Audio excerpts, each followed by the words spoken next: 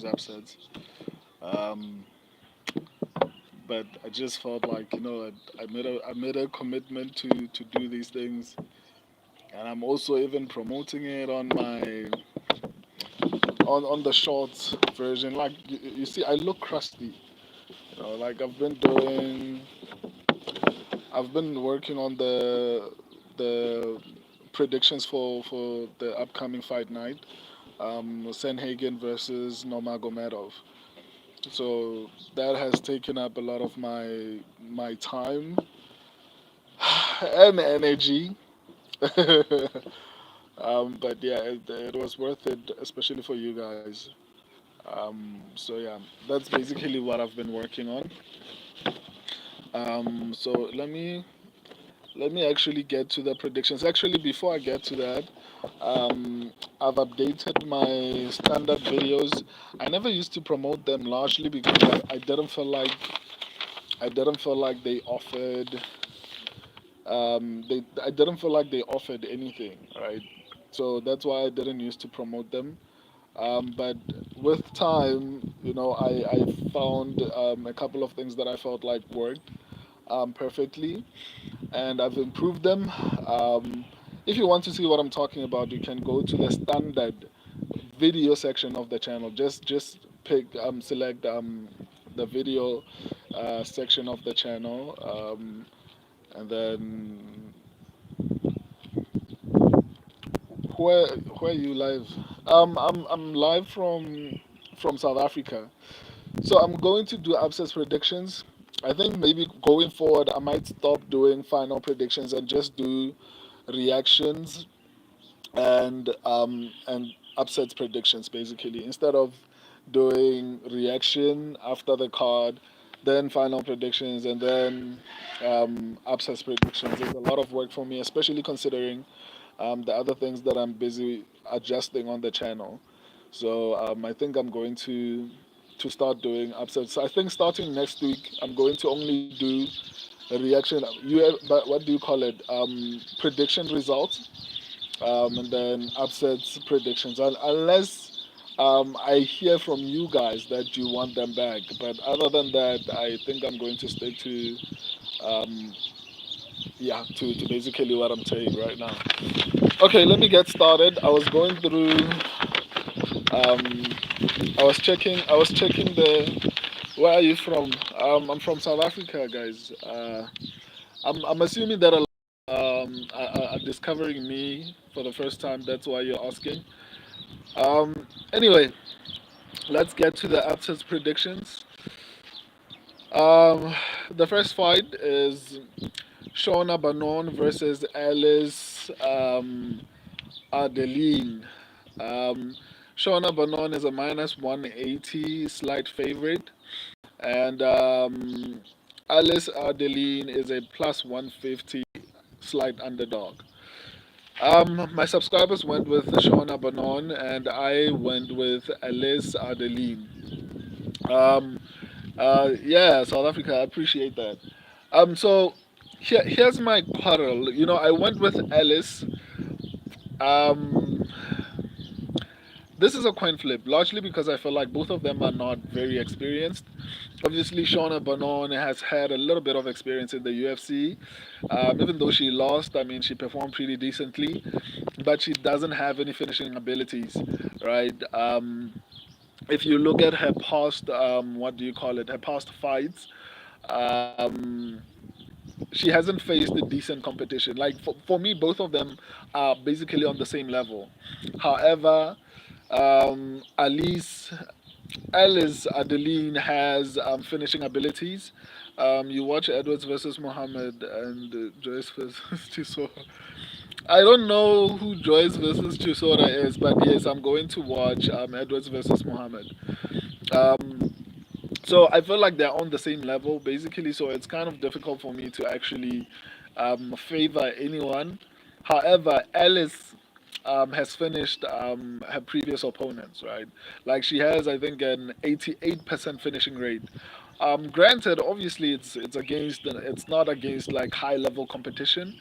That's understandable because, but like I said at the beginning, it's not like either of them have exceptional experience, or it's not like they've been fighting elite level fighters. Both of them, in terms of experience or the caliber of fighters that they've been fighting, for me personally, I felt like they've been fighting the same caliber of opponents. So I don't necessarily value as far as opponents. I feel like they've been fighting the same level of opponents. So I think Adeline, with her finishing abilities, both knockouts and submissions, I think she will have some level of an advantage. Obviously, Banon, what do you call her? Shauna Banon has had the opportunity to actually fight in the UFC, so maybe that might give her somewhat of an advantage. But this is one of those fights that I normally would stay away from. Um, so yeah, my subscribers went with Shona Banon. I went with Alice.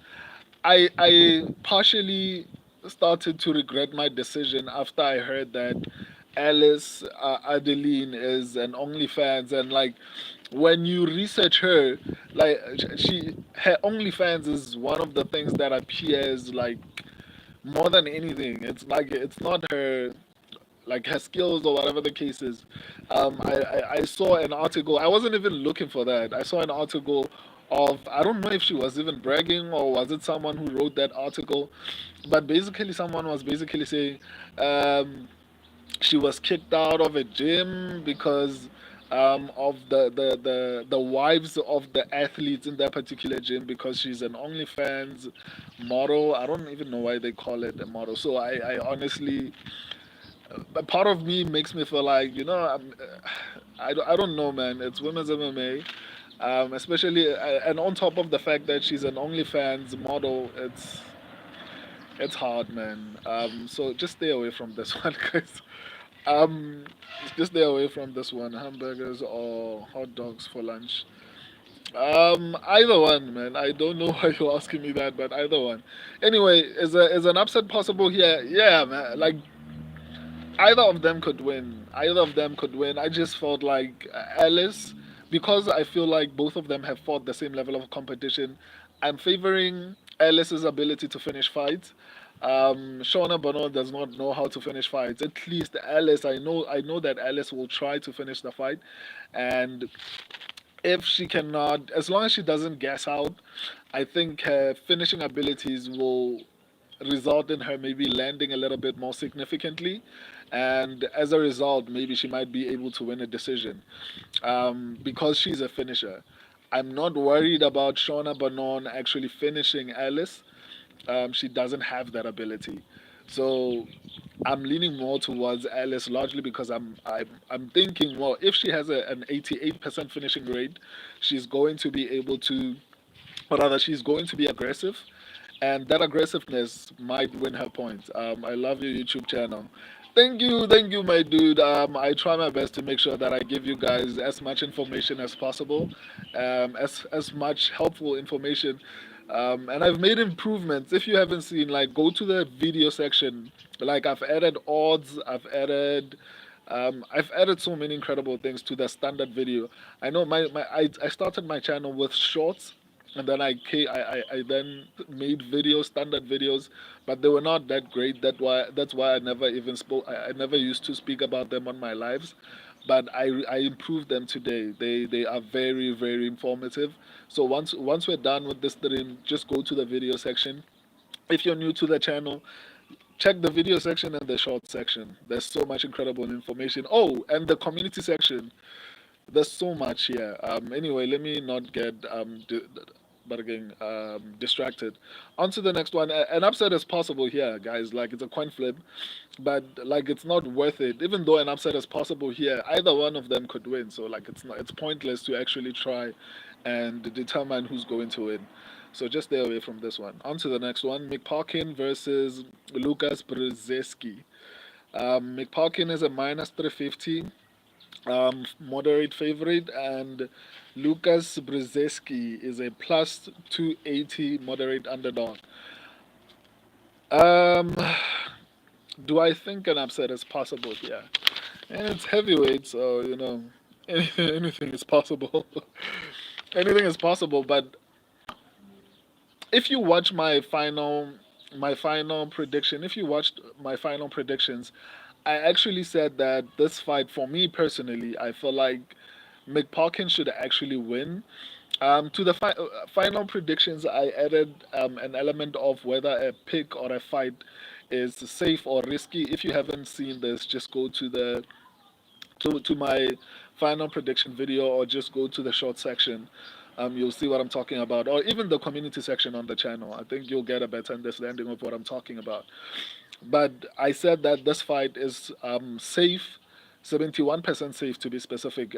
My subscribers said that it's 60% safe. I mean, these numbers might have changed because my subscribers continue to vote. So maybe it's no longer 60% safe. It's no longer 60% risky. But nonetheless, I personally feel like McParkin will most likely win this one. My subscribers also picked McParkin, and I feel a little bit confident, more confident about this particular pick than a lot of. Um, we'll see a clean sweep by the English tonight. We'll see, man. We'll see. I don't know, but we'll see. We'll see. Um, so yeah, I feel slightly confident that McParkin is going to win this one. My subscribers also went with McParkin. Do I think Lucas has the ability to upset? Let me see. Yeah, it's there, man. Like it's there. I honestly think I honestly think there is a possibility. This is one of those fights that I'd say stay away from, largely because I feel like, even though I feel pretty confident that McParkin will win, I do also believe that the fight might be close. I have to stay hopeful for our hometown lads. Okay, I mean you have to. I can't fault you for that, man. Support your people always. Um, so yeah, just stay away from this one. I think, even though I feel confidently, I feel Lucas has a path to victory. So is an upset possible here? I think so. I think an upset is possible here. Um, on to the next one, but stay away from that one, man. Like, that's the safest thing to do. On to the next one, Sam Patterson versus Kiefer Crosby. Sam Patterson is a minus 440 heavy favorite, and Kiefer Crosby is a plus 340 moderate underdog. Um, my subscribers and I went with Sam Patterson. Let me just verify that. Yes, we went with Sam Patterson. Do I think an upset is possible here? Let me see. Yeah, maybe. Yeah, slightly. It is possible, but not highly. But this is another one that I'd say just stay away from this one. It's a little bit tricky. Kiefer Crosby, I don't think he wins, but based on what I'm looking at, it might be a close fight. It might be closer than we anticipate. So the best thing to do would be to stay away from this one. But uh, an upset is possible, but not not heavily, not heavily, basically. Um, Anyway, on to the next one. Mohamed Mokaev versus Manil Karp. Mohamed Mokaev is a minus 170 slight favorite, and Manil Karp is a plus 145 slight underdog. My subscribers and I went with Mohamed Mokaev, right? I think an upset is possible here. It is possible, but the probability of it is not high. And here's why. On the feet, I think Mukayev is extremely defensively good.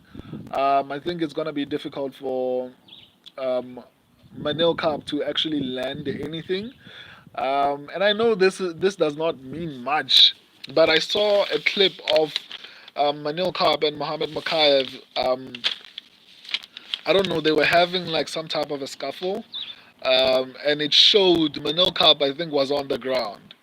So that could be because maybe Makaev had a lot of his team with him and they overpowered him and stuff like that. Or it could mean that Makaev actually took him down, right?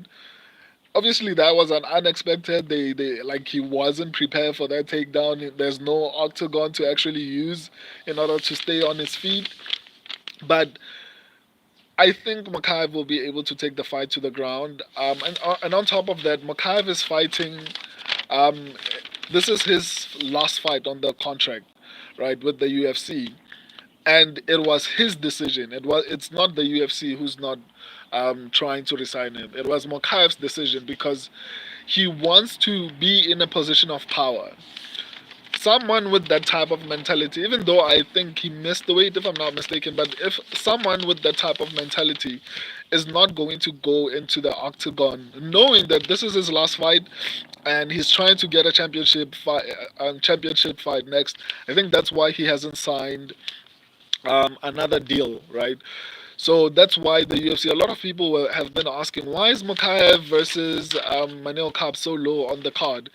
It's because the UFC is avoiding a situation whereby, hypothetically speaking, let's say Mohamed Mokaev manages to finish Manil Kape exceedingly well, so that there's no the attention on the fight or on the pay-per-view is not as high as it is on the main card, because if that happens on the main card, it's going to trend, right? If Mohamed Makaev somehow manages to find a way to win impressively, he's going to trend, and the UFC is basically trying to avoid any situation that will give Mohamed Makaev any sort of leverage when it comes to negotiating with the UFC. So that's why this fight is so low on the card.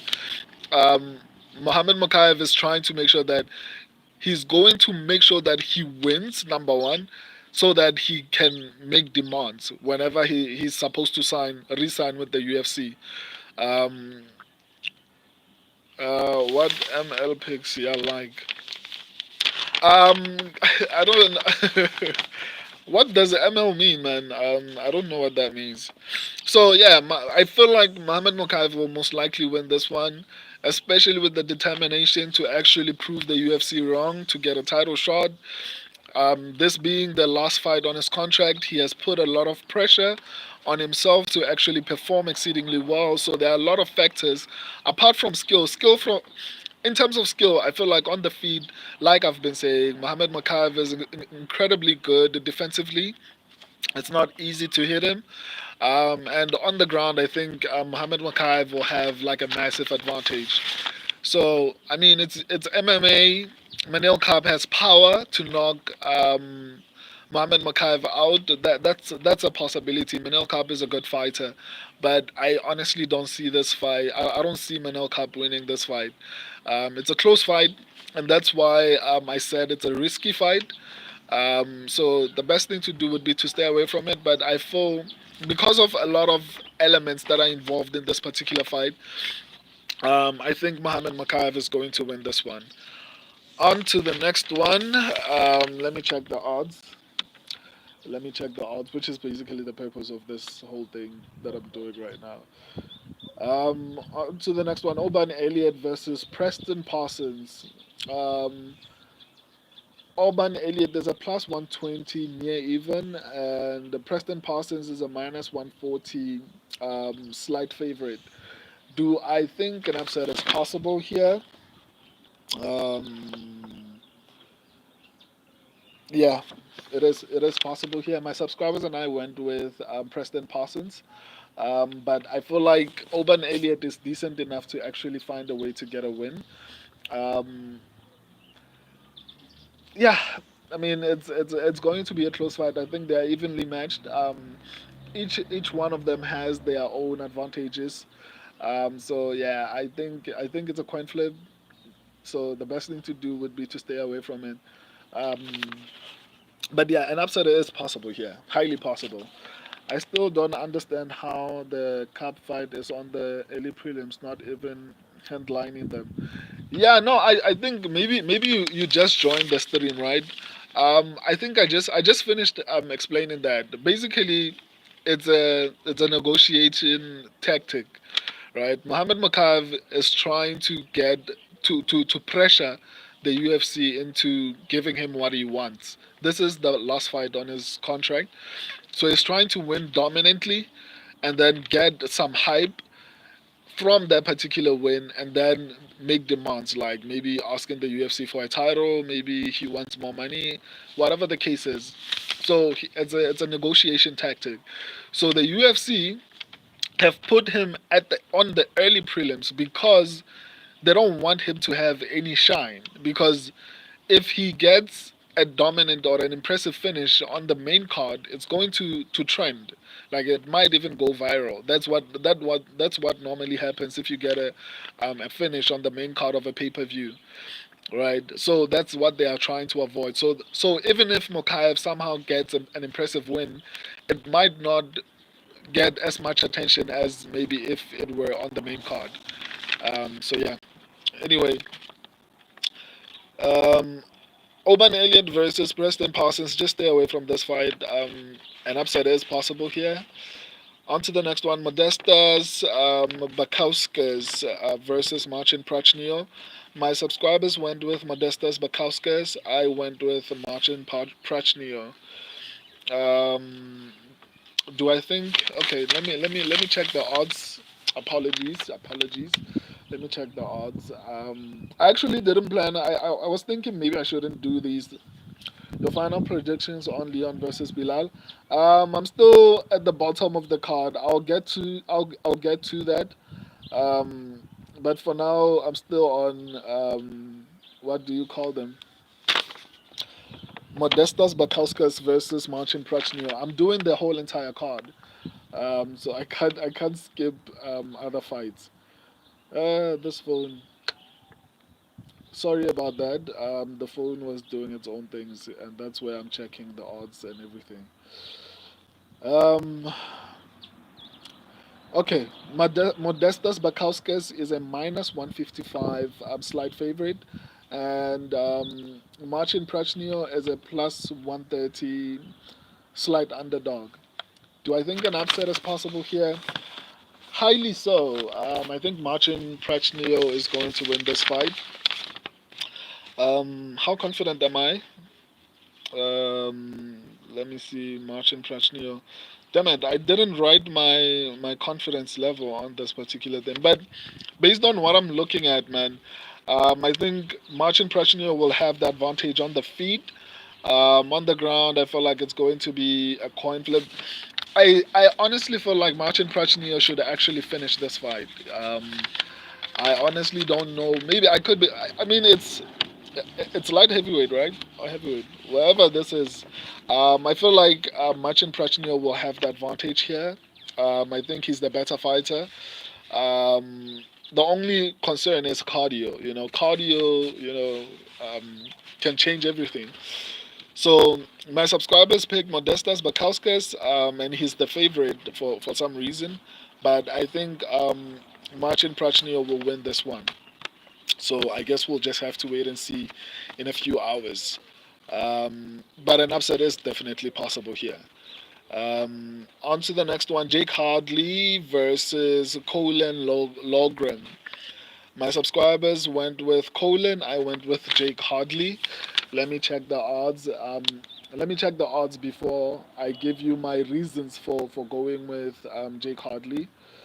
Um, Colin Logren is a minus 220 moderate favorite, and Jake Hardley is a plus 180 slight underdog. Um, let me let me explain my reason for going with Jake Hardley. First of all, I feel like I should highlight the fact that this is an incredibly risky fight. So just stay away from this one. I feel like Jake Hardley. I feel like Jake Hardley is the better fighter. He has faced better opponent. I think he's going to be the better striker. I think he's experienced enough to grapple. I don't think Colin Logren is going to finish Jake Hardley. My only and sole concern, and it's upper weight class if I'm not mistaken. I think Jake Hardley is moving up to fight Colin, right? So I think that normally usually helps with the takedown defense. Um, why did your pick? Why did you pick Jira's first copy? Who's Jira's first copy? I don't understand that. Anyway, I feel like the only disadvantage that Jake Hardley has would be his takedown defense. It's not great. So that's the only concern I have. That's why I say stay away from this one because I feel like Jake Hardley has the power to knock out Colin Logren. But at the same time, I mean, Colin Logren could actually grapple his way to a decision and actually win, right? So I feel like it's a coin flip, but I'm going to go with the experience of Jake Hardley, the striking skills, and the ability that the fact that he's moving up. So that means for me, he'll have the ability to actually defend some takedowns. So yeah, I'm going with Jake Hardley on this one. My subscribers went with Colin Logren. Is an upset possible? Yeah, yeah, it is possible. On to the next one, Molly McCann versus Bruna Brazil. My subscribers and I went with Molly McCann. Let me check the odds. I meant Prachnio. Oh, I don't. I think Prachnio is the better fighter. That's basically why. That's why I went with him. Molly McCann versus Bruna Brazil. Molly McCann is a minus 350 moderate favorite, and Bruna Brazil is a plus 275 moderate underdog. Um, let's see. Do I think an upset is possible here? I mean, it's women's MMA, and it's not like Molly McCann is like the most talented fighter on the planet. But ever since she went down, or rather she moved down a weight class, I think she's been looking decent, better than she did where she was, like at the division she was fighting in. He's good in karate though, but overall not very good. Okay, I guess we'll see, man. I guess we'll see. A lot of people were trolling me about picking. Um, who's the guy who was fighting Mohammed Usman? I forgot his name. Something, yeah, I forgot his name. I picked him, and a lot of people were picking Mohammed Usman, and I told them the only concern I have is his cardio, and he actually won. So in this particular situation, I feel pretty confident about Marcin Prachnio. I mean, it's the heavier boys are very risky to actually um, put money on, but I feel pretty confident about Marcin Prachnio. I could be wrong, you know. But yeah, I feel pretty confident about him. Not very confident because like his cardio might disappoint us, but as far as skill for skill, I think Marcin Prachnio is going to win. Where was I? Molly McCann versus Bruna Brazil. Um, so yeah, I feel like it's hard to actually say. But I think Molly McCann is going to win this one. That's why my subscribers and I picked her.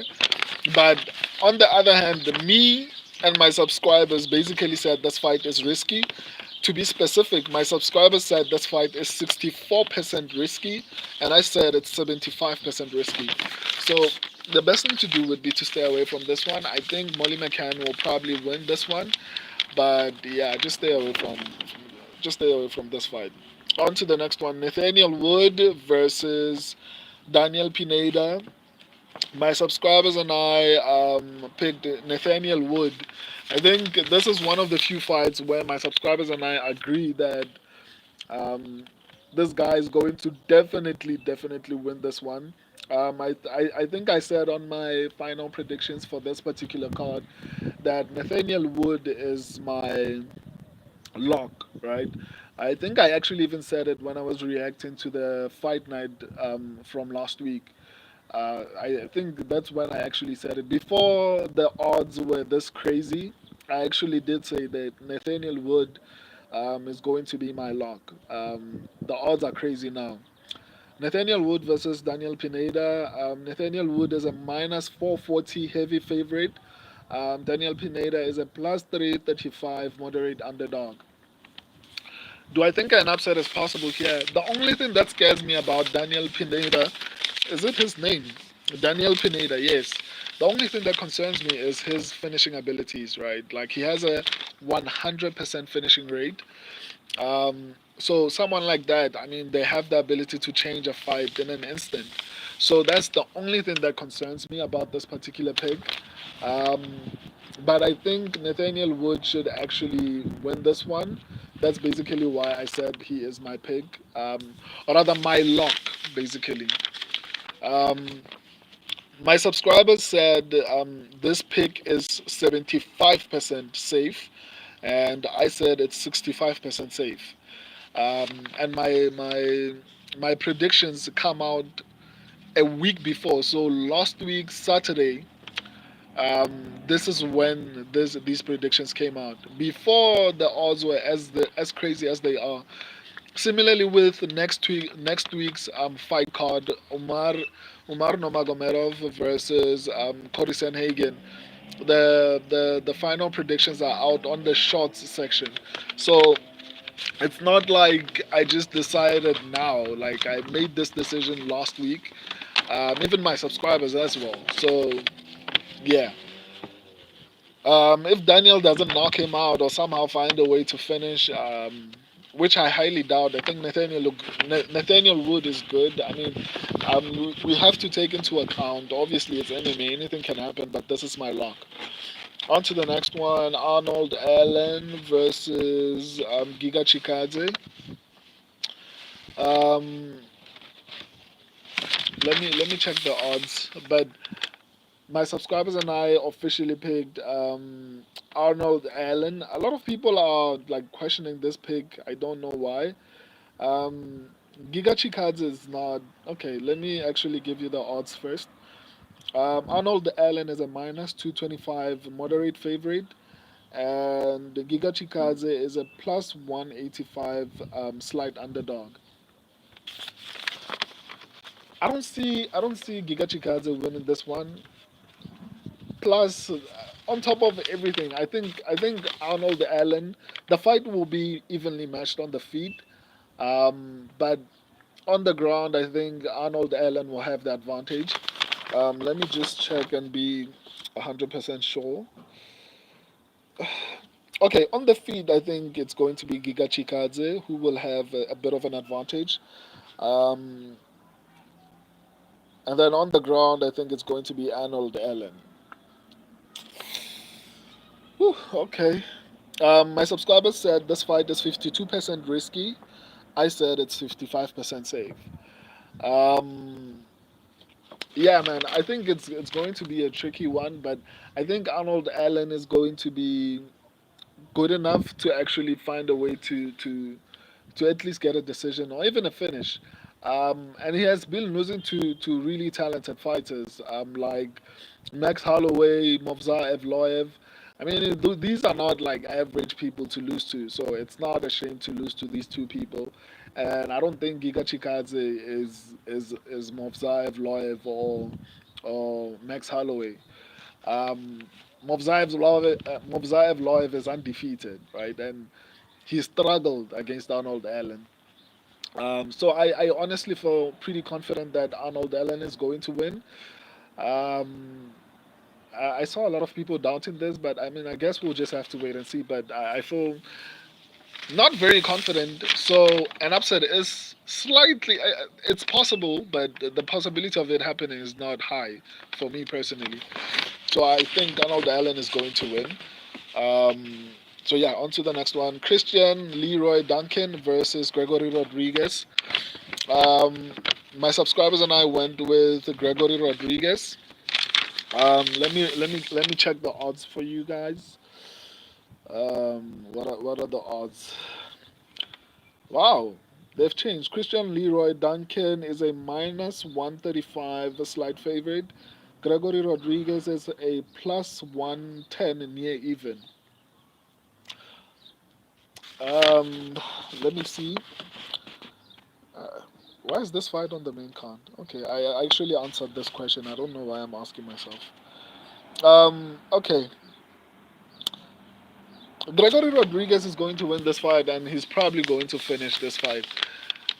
I I feel like he's the better fighter, even if this fight stays standing, because a lot of people are saying, well, Christian Leroy Duncan is going to piece him up on the feet. I don't think so.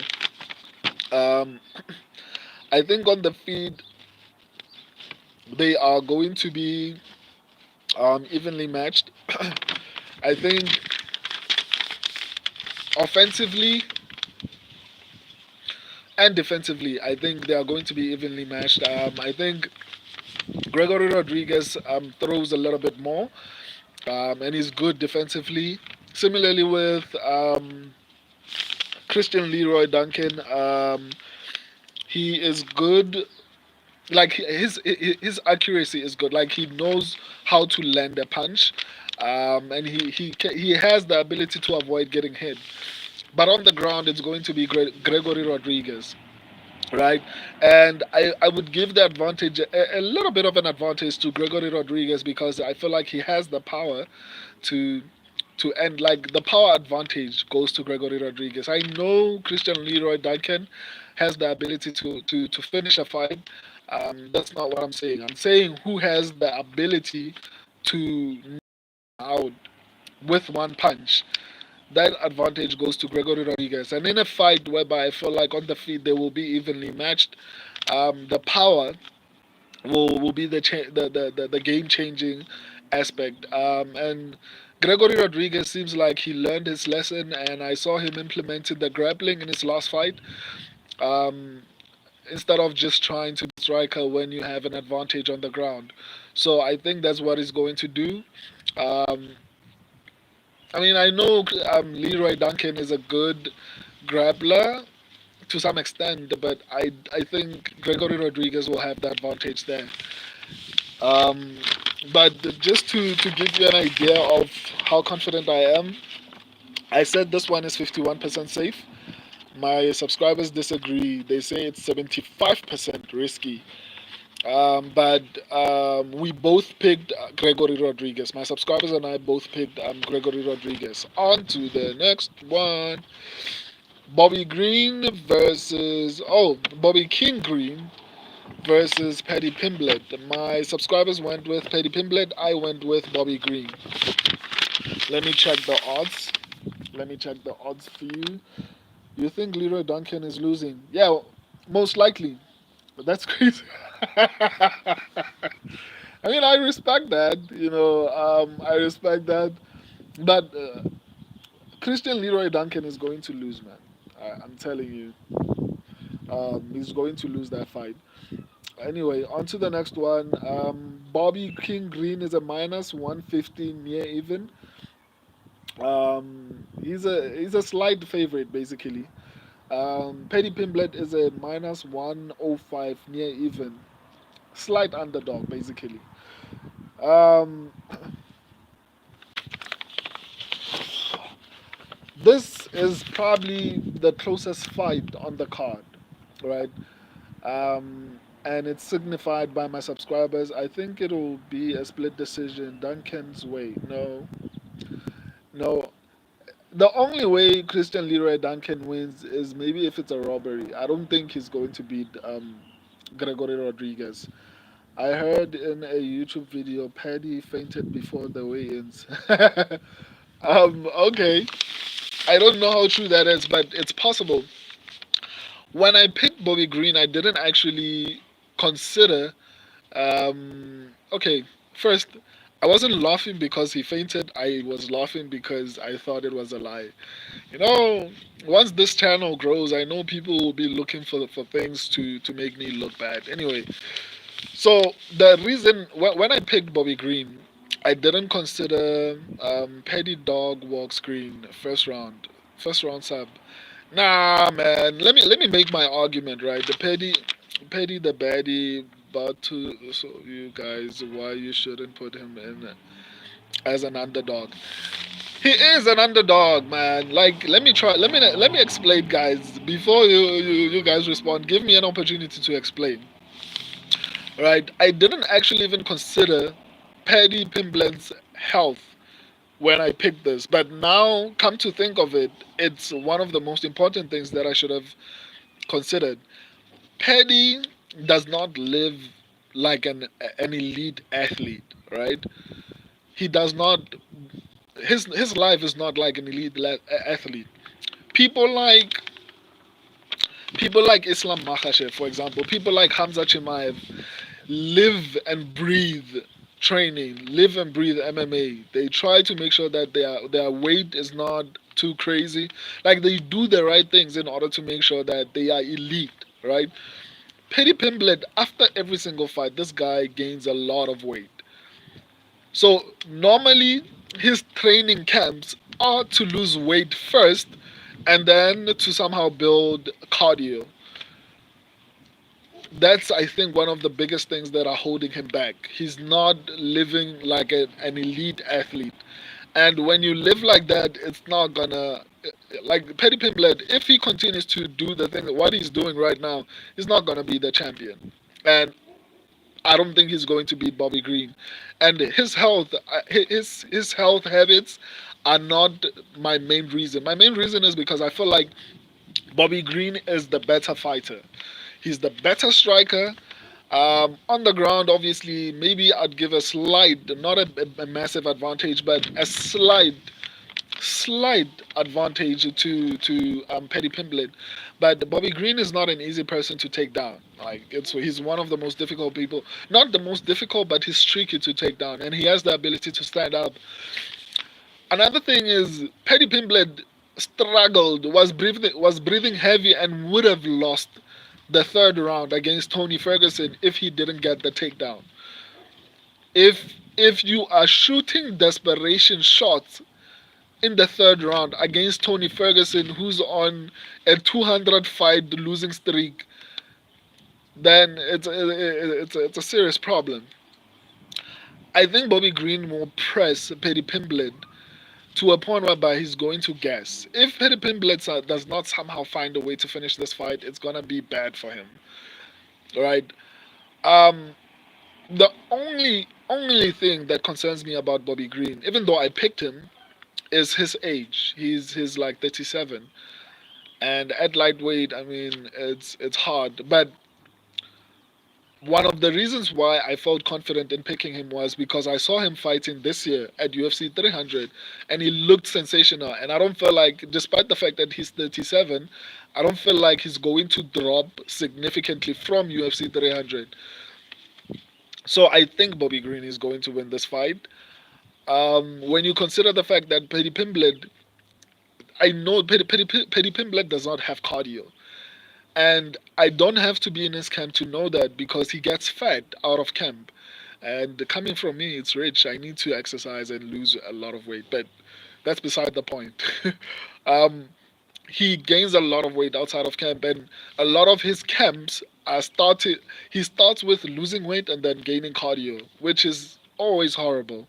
When you combine the fact that Bobby Green is an incredible striker, he's not easy to take down. I think Petty Pimblett is going to gas out and get finished. Like Tony Ferguson, Bobby Green finished Tony Ferguson, I think in the third round, if I'm not mistaken. I think Bobby Green is going to finish Petty Pimblett in the second or third round. He's going to get tired unless somehow Petty Pimblett gets a finish in the first round. He's not going to see the final decision. I can promise you that. Um, so that's basically why I decided to go with Bobby Green. Let me reply to you guys before I go to the next one. Is look let me see. Let me see. I think Bobby. Oh, okay. A lot of you have said Bobby Green. Paddy. Okay, yeah, I think this is where Paddy is a lizard. Is a lizard. Will slither out of danger. Okay, Bobby Green KO decision according to me. Yeah, I agree with that. Personally, I think Green underestimates his chin, and Petty takes one too close to distance and puts him in a bad spot on the ground. I guess we'll see. I mean, that's possible. That's why I said this is one of the closest fights on the card. So that's actually possible. Um, I think Bobby wins the decision or Paddy KOs him. Nah, man. Like If Paddy Pimblett does not win this fight in the first round, he's going to lose. He has power in his hands, and Robert has been knocked out before by quite a bit of people. Bobby is a better wrestler, but Paddy is a better grappler. I mean, it's not going to be a grappling match. All Bobby Green has to do is just avoid getting taken down, and he's going to be fine. Um, his last fight, he looked terrible on the ground. Who? Oh, you mean Paddy Pimblett? Yeah, that's basically that was basically one of my biggest points is that he looked horrible against Tony Ferguson, and Bobby Green finished Tony Ferguson. Petty looked horrible in the third round, guys. Like it was bad. Like he needed the takedown against Tony Ferguson, or he would have lost that third round, possibly even finished.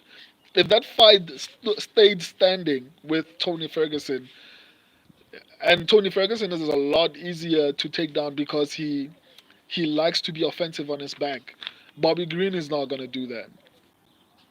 So to anyone who's saying no, Paddy Pimblett is going to knock out Bobby Green, he couldn't do that against Tony Ferguson. Like he had to desperately shoot for a takedown in order to survive the final round. What makes you think he's going to knock out someone who's significantly better at striking than Tony Ferguson? Is not That's not gonna happen. Um, Petty is um, let me see. Petty is on redemption arc. Lot to prove this fight. Plus, he just had twins and sparks a different fire in a man. It sparks a different fire in a man, but Petty Pimblett gets fed out of camp. You know, like he's not healthy, so he doesn't have cardio because a lot of his camp starts with let me lose weight and then starts training. Uh, that sort of thing works when you are young, but as you get older, I think he's like 29, something like that. When you get to that age, it starts affecting your ability to fight at your peak. When you're young, your body is able to handle certain things, but he's no longer young. Like he's getting older. Coming from me, a 32-year-old. Yeah, no? Anyway, um, let me see. Yes, out. He got out a couple of subs, but overall looked terrible on the ground. Yeah, Bobby got caught by Jim Miller too, but Miller couldn't capitalize on big shots because he's ancient. I mean, Bobby Green got caught by Jim Miller, but people forget that Jim Miller was coming from like two finishes, two knockouts, right? So we're not talking about like a Jim Miller who was on a losing streak and was being beaten by everyone. Jim Miller looked good. He was turning back. Like I think he was on a two-fight win streak. So we're not talking about a Jim Miller who was like coming off of losses and being finished and all this type of thing. We're talking about a Jim Miller that was putting people away in the first round in his last two fights. Like so for me personally, I don't look at it as a bad thing that Jim Miller, because I was even nervous for Bobby Green. Even though I picked Bobby Green to win that fight, I was also nervous because I saw how Jim Miller looked in his last two fights, that he won via knockout. So let's not forget that when we are mentioning his performance against um, Jim Miller. Jim Miller looked sensational in his last two fights, and even in the fight with Bobby Green. So for real, yeah, Jim almost KO'd him. I get that. The Petty is a lizard. He slithers his way out of trouble time and time again. Okay, Bobby has no chin and has been slapped more than 5 times. Doba isn't a better striker. Jalen is just a 185 fighting 155. Poirier is a former 145. To disregard the multiple times Bobby got slapped. Look at who you're talking about. I mean, Drew Dober is tied with Dustin Poirier for the most knockouts at lightweight. So we're not talking about average fighters. Jalen Turner is long and is a good striker. Like the people that have knocked out Bobby Green are not just average fighters. So for me, that's not a solid argument. Can you cover Mick versus Lucas, please?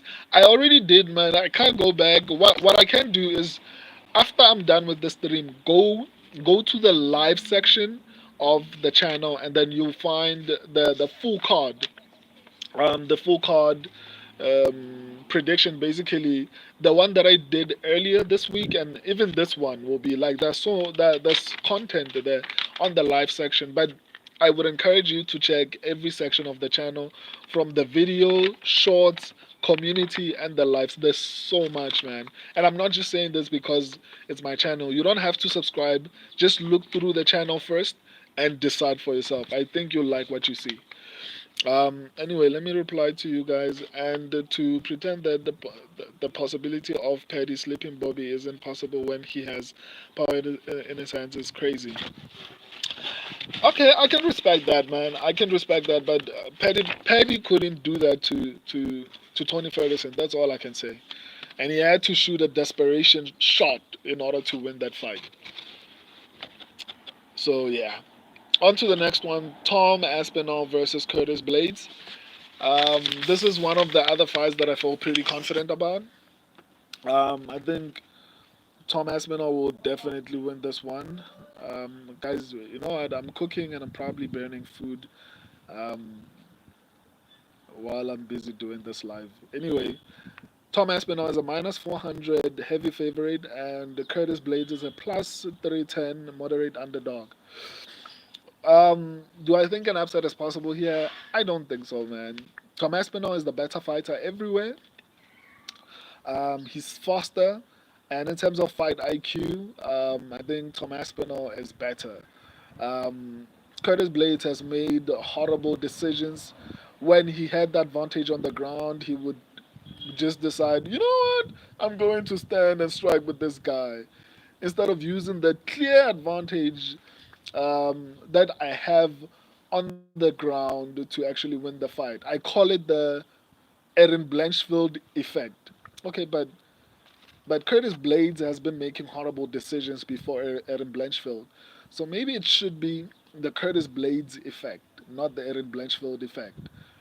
Either way, they made the same stupid decision to actually try to strike with strikers when they have a clear advantage on the ground. So, and Curtis Blades, unlike Erin Blanchfield, Curtis Blades has a history of doing this on multiple occasions. So if there was an IQ advantage here, it goes to Tom Aspinall.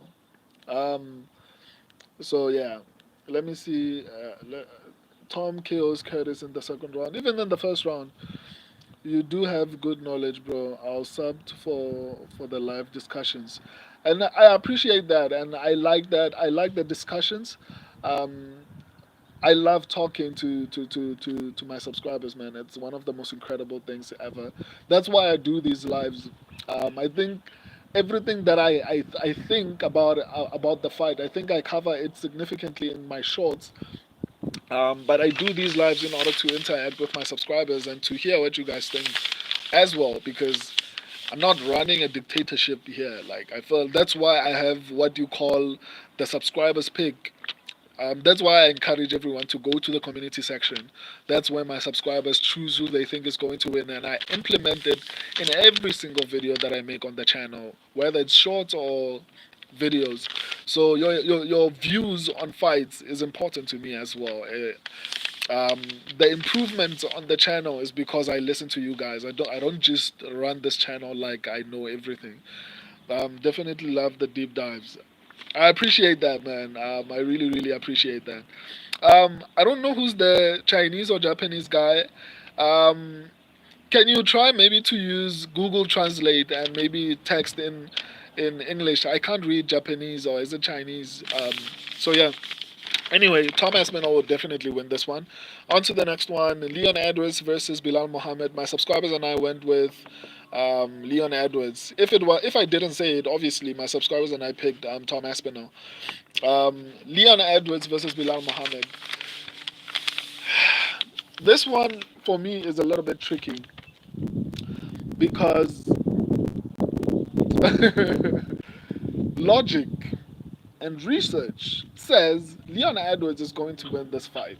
And he's not just going to win this fight. Okay, let me give you the odds. First, with Bobby Green, I think I didn't actually do that. Is an upset possible there? Yes, it's a coin flip. It could go either way. Tom Aspinall versus Curtis Blades. I don't think that an upset is possible there. Um, yeah, back to where we are now. Leon Edwards versus Bilal Muhammad. Leon Edwards is a minus 260 moderate favorite, and Bilal Muhammad is a plus 210 moderate underdog. Do I think an upset is possible here? You know what? I'm struggling. I'm struggling internally with my logic, right, and my research. I've done extensive research. I've done everything I can, and everything tells me that Leon is going to win, and not just win, but potentially finish Bilal Muhammad. But I can't shake this feeling, and I said this when I was doing my final predictions, and when I was doing my reaction video to my UFC, my prediction results video, right? I was I was asking myself, or rather, I said something like, Juliana Pena had the same delusion going into the fight with Amanda Nunes. We were all laughing at her. We were all calling her crazy. I think Juliana Pena was even saying Amanda Nunes was ducking her. She knew that she would lose to her. Like Juliana Pena was saying some crazy things leading up to the fight with Amanda Nunes, and we were all laughing. We were all calling her crazy. We were all saying it was going to be a beatdown. You remember that?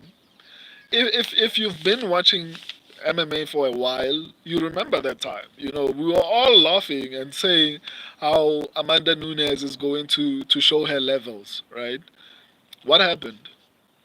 She submitted Amanda Nunes. I see the same level of delusion and conviction in that delusion in Bilal Muhammad. Bilal, I don't feel like Bilal Muhammad is one of the most skilled fighters in the UFC, but he's on a 9 fight win streak.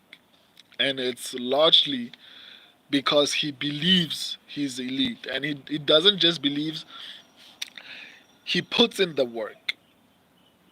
And somehow he manages to win every single fight that he's not supposed to win. He wasn't supposed to beat Sean Brady. Let's forget Gilbert Burns. Gilbert Burns, we can make excuses for him. Or no, Gilbert Burns has been through wars. Gilbert Burns is was not at his peak. Sean Brady, the same Sean Brady, and I said this, I repeated it multiple times. The same Sean Brady that dominated what do Calvin Gastelum, the same Calvin Gastelum who had a war with Israel Adesanya, the same Israel Adesanya who is probably top three, one of the greatest middleweights of all time. Bilal Muhammad knocked Sean Brady out. Like, let that sink in. No one, including myself, thought that Bilal Muhammad would actually knock out, not a knockout, guys. Like maybe a decision, maybe a dominant wrestling decision, not a knockout. I didn't actually think that was possible. I don't think anyone thought that that was possible. And Bilal actually got a knockout. Bilal keeps beating people that he's not supposed to be beating. He beat Gilbert Burns. He beat Vicente Luque. Like he's busy beating people that he's not supposed to be beating, and it's not because he's an elite level fighter. It's largely because he believes in himself enough, enough that it affects fights. Right? I have concerns about Leon Edwards. Here are my concerns, and I think I've mentioned this on my previous predictions. Look at Leon Edwards' last maybe 4 or 5 fights. Leon Edwards slows down horribly in the last 2 rounds on almost every single fight. The fight with Nate Diaz looked horrible against Tony Ferguson, but he managed to rock Leon Edwards in the 5th round. The first fight against Kamaru Usman, Leon Edwards was losing that horribly until that KO. The second fight, Leon Edwards didn't look good in that particular fight. He won, but he didn't look good. The fight with Colby Covington, Leon Edwards was on his back in the final round. Leon Edwards does not do really well in the last two rounds. The thing that you should be asking yourself, or the question that you should be asking yourself, is in the fourth and fifth round, who is going to be chasing a finish? Who is going to be desperate to win? Look at Dricus du Plessis versus Sean Strickland. Sean Strickland was winning with technique. Dricus du Plessis, even though Dricus du Plessis is a good fighter, I feel like he won because of pressure. Which is basically why he won. But that pressure came from self-belief. Dricus du Plessis has the same thing that Juliana Pena as well as Bilal has, which is exceedingly high self-confidence. And that's one of the reasons why I feel like if you look at the fight between Dricus du Plessis and Sean Strickland was winning that fight in the first half of the fight. And then somehow I think when Sean Strickland's cardio was not as high, and Dricus du Plessis started finding a way to land, it increased the confidence that he already has, and he pressured forward and somehow managed to win. Logic says Leon Edwards is going to win and is going to knock out Bilal Muhammad, and that's why my official pick and my subscribers' official pick is Leon Edwards. But man, that delusion that put Bilal Muhammad in this position, it worries me. It worries me.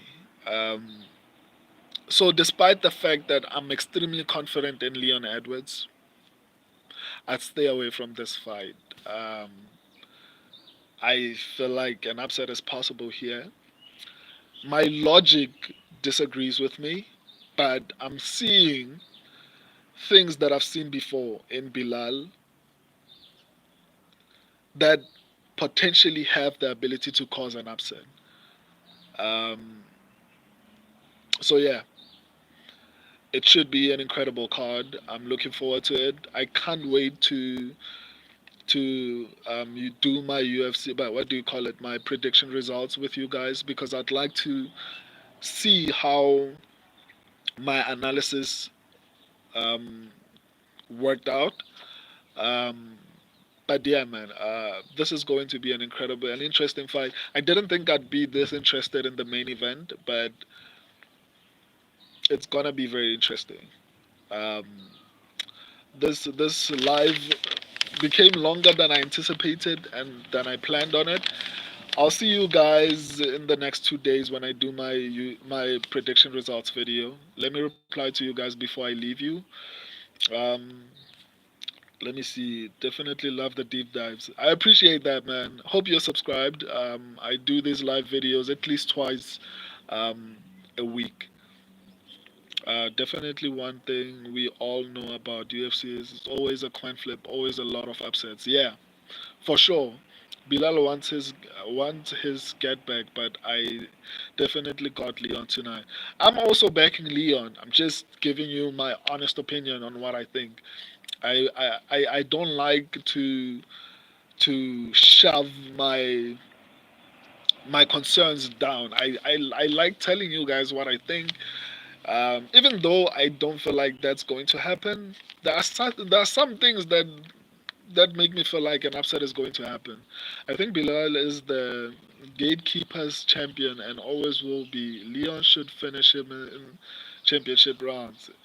I don't know, man. He did shock me by beating Sean Brady, I will admit. Yes, he does. Um, I love you guys, man.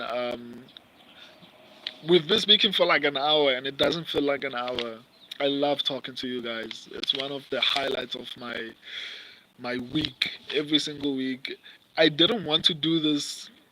I was thinking, you know what? Let me skip over the upsets predictions for today, and here we are.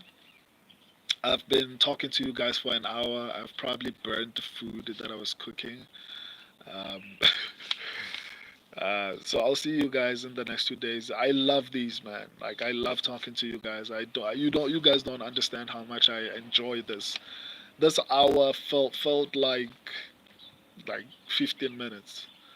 Um, I'll see you guys in the next two days. I love and appreciate all of you. Deuces.